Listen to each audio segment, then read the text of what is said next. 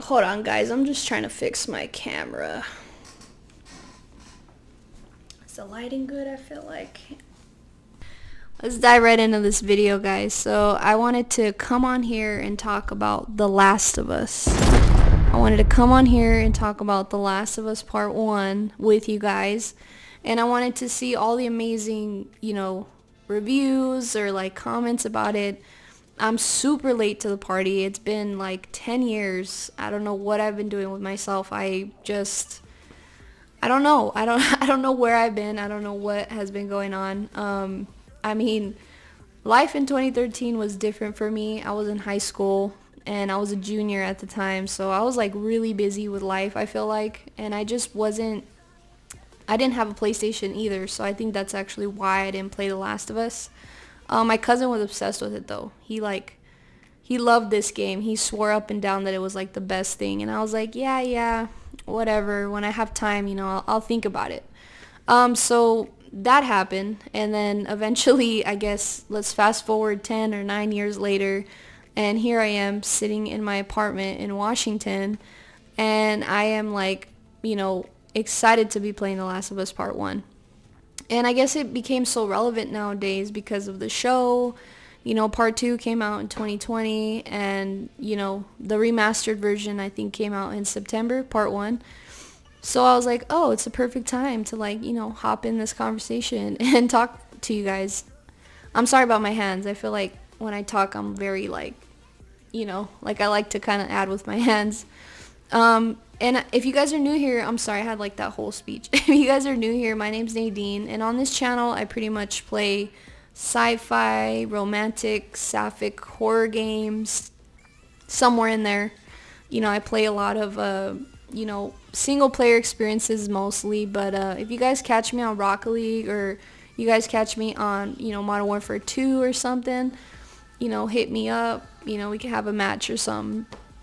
Anyway, so let's dive back into The Last of Us Part 1 and see where this analysis or something goes. I don't know if this is analysis, but I just want to talk about it.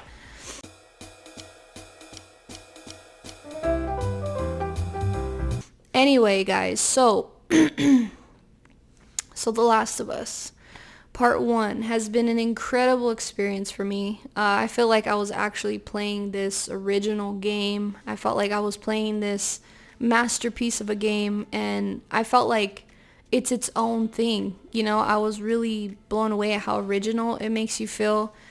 And I was like, wow, like this is some good soup. Like this is a good AAA game. Like, wow.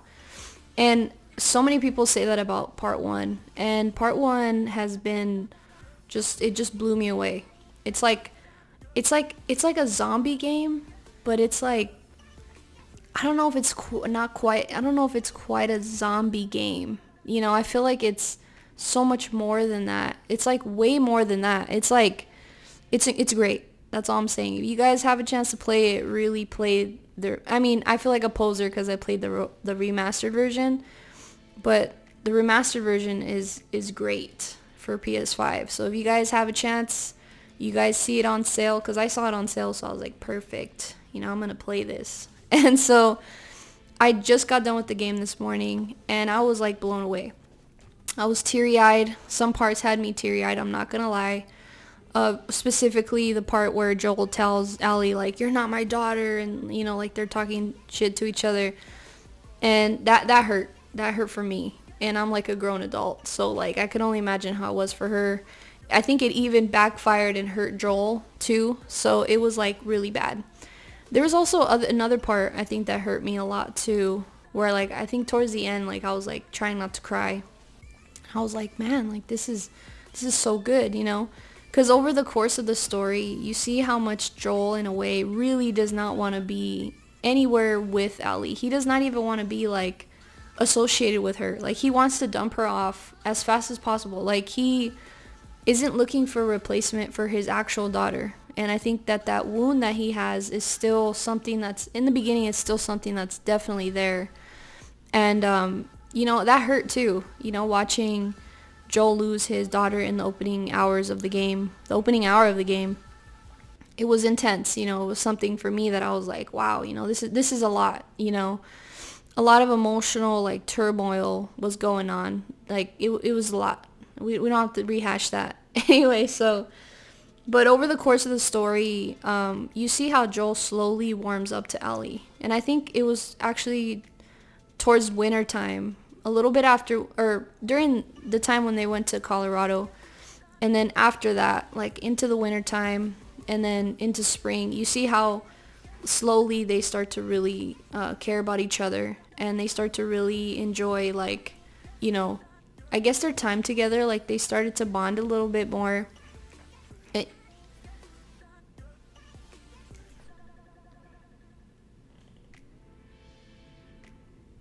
I'm sorry. I thought I heard something. Anyway, um, so I guess part of like the whole reason that they've started to bond is like they're just surviving out here. They're surviving from state to state. They're going through these traumatic events together, and they're trying to cope with a lot of the things that they're both going through. They both have their own thing that they're going through. And I feel like with Joel, he's this stoic person now. He's like this heartless person now because of what happened to him. And in the beginning with Tess, they have their own relationship, and she ends up dying for the cause. She ended up dying for the cause, and he wasn't necessarily too happy with Ellie about that. He was actually sort of like blaming her. Like it's her fault that they took that job. And it's sort of like a blame game, I feel like, with Joel. And then as the story progresses, I don't want to spoil it too much for you guys, but as the story progresses, you see how close they both become. And they become like a solid team, and they care about each other. And you'll see the banter during the springtime, how different they both are. And it was incredible, experiencing that for the first time with fresh eyes. And it makes me actually want to play it again and play it with, game filters or whatever modifiers or something like that. But, my first-hand experience, in the beginning, I got killed a lot. It was super tough for me. Like, it was like, I felt like I was like trying so hard to play this game, like, because it was actually hard. Like, it's actually a hard game to play in the beginning because of the mechanics you have to sort of get used to. And I was just getting killed like back to back. I was like, man, like I really suck. Like I really suck at this game. Like this is bad. This is bad for me. And I was playing it on like medium difficulty because I was like, I'm just going to play it at the regular, style and see how, okay I am at the game.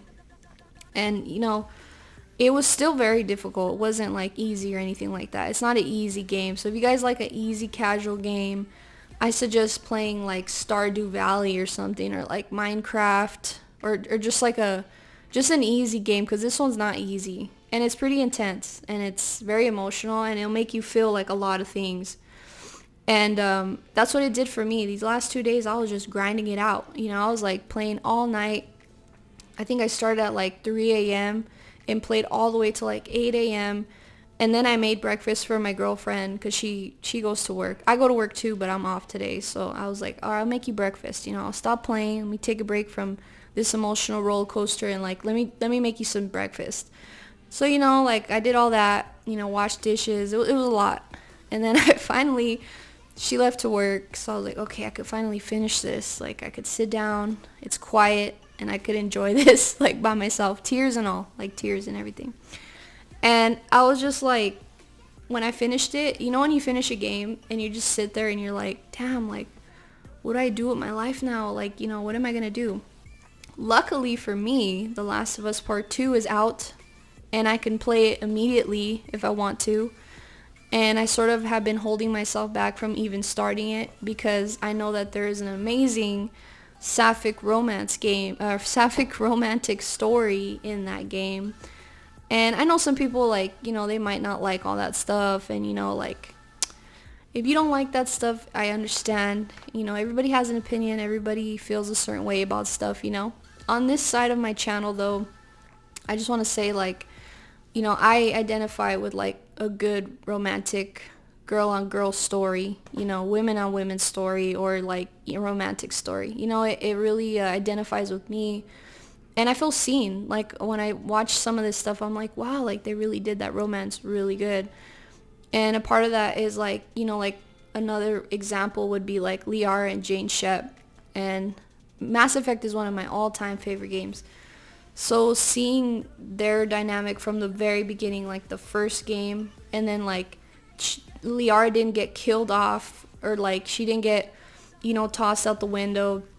She was like a well-written, deep character who like really loved Shepard, and like their whole development was incredible.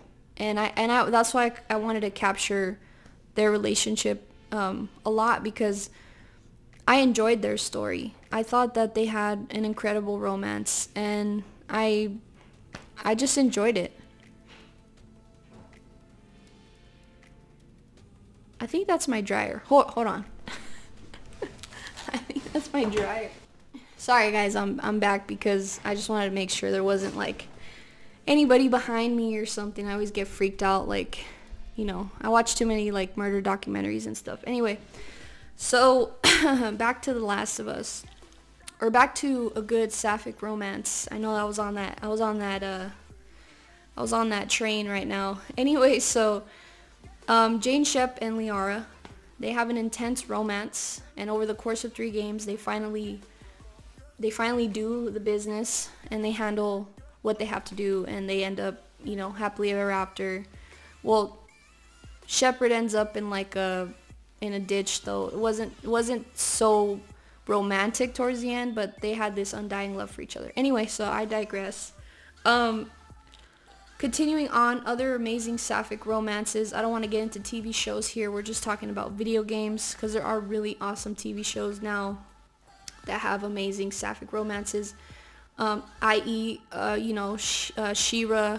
I want to just list them off to you guys. If you guys ever seen She-Ra, go check it out. It's on Netflix. Really good. The ending is incredible. Or Adventure Time. Have you guys ever seen Adventure Time? Watch that. It's really good. It's a long one though, but I promise you it's a good journey. I was watching that when I was in middle school into like high school era. And then I became an adult, and then I saw what Obsidian did with PB and Marceline, and that's a whole other thing on its own.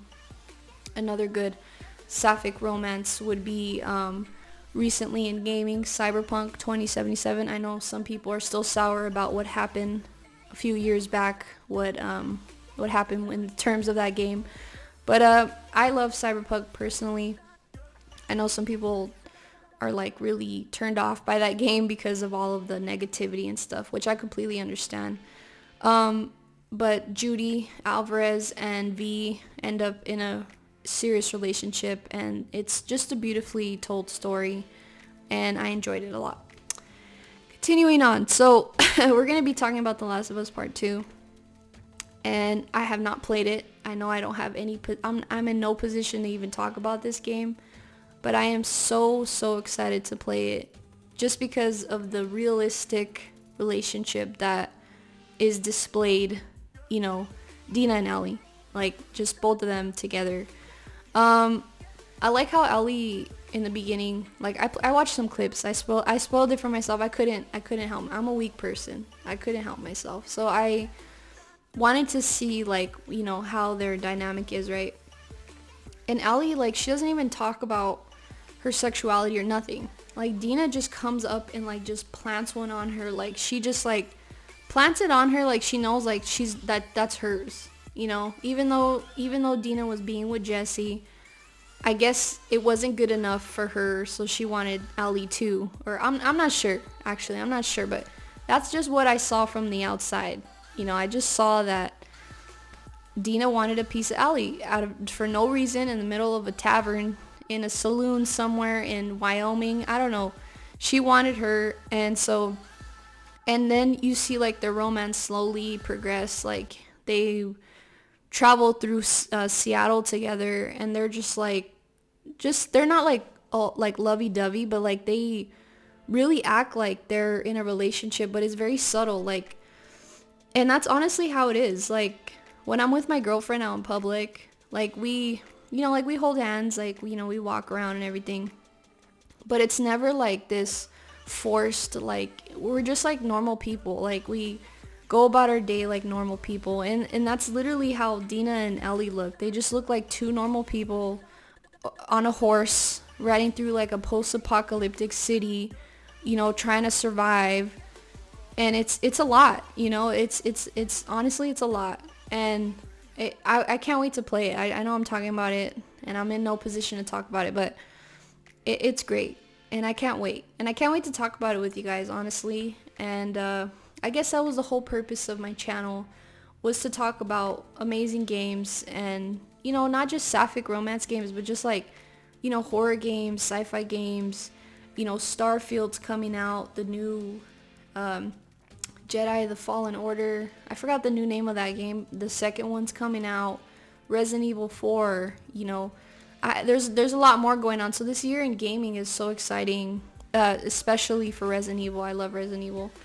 And there's no romance in that game. Technically, me and Leon and, what's her name? I totally blanked on her name, even though Ada. Her name's Ada. So Leon and Ada, like, they make such an attractive couple. I really hope they get together. Honestly, I really do.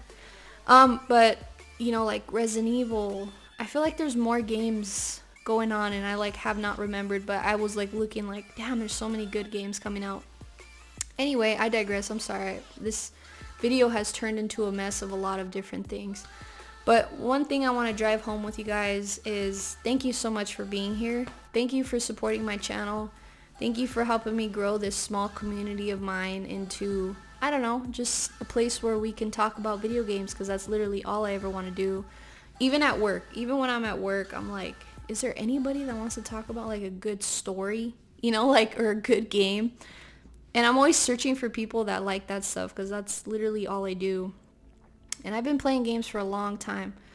Long time ago. Maybe like the Nintendo 64 era. Maybe even before that. I was like on PS1. You know, even before that.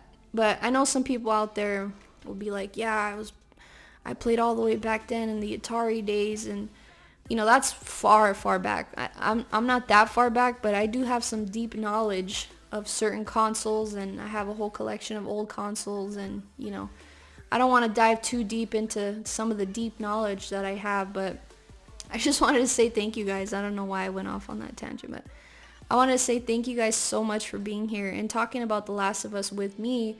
Hopefully I can do a Last of Us show, maybe reaction with you guys, or like a Last of Us Part 2 sapphic romance reaction with you guys, because I haven't played it firsthand myself.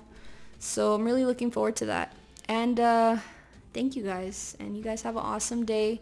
It's getting really cloudy out here in Washington, really gloomy and cold and wet, but you guys have an awesome day. I'll be seeing you guys in the next video.